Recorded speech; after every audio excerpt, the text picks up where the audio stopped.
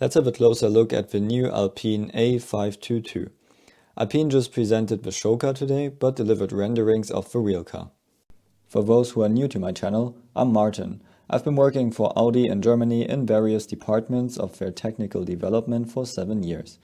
I moved to the UK and worked for McLaren, Force India and Racing Point in the years 2017, 18, 19 and 20 in their aerodynamics departments. And today I'm a self-employed motorsport consultant. Let's have a look at Alpine's front wing. It has a short, round nose and a detached first element. The wing doesn't look too aggressive, but it also has a backed-off section in the center, as other wings we have seen so far. The car looks like Alpine concentrated a lot on wake management. We can see this at the outboard section of the front wing, which has a cranked up section with gurney flap just before blending down to create outwash. A little further back we see the massive deflectors around the front wheels to push the wake outside and manage the tire squirt. Behind them sit the largest barge boards we have seen so far, which seem to use the whole space of the rack box.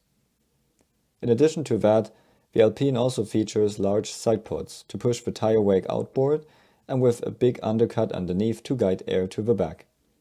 A similar concept to Ferrari, but the Alpine has a much more gentle turn and leaves more space for the flow to reach the back. The side pods are very long and have a slow downwashing concept.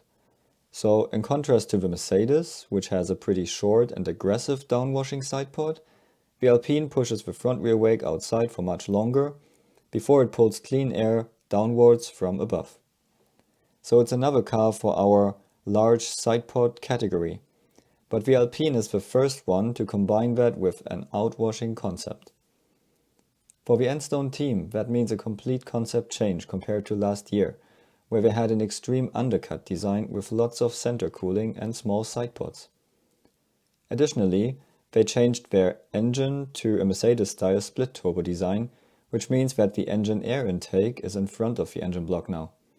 That changes the ducting underneath quite dramatically, and the result is a slimmer upper air box. Alpine still uses a large center radiator, but it's laying flat on top of the gearbox now, and is fed from the side intakes of the airbox.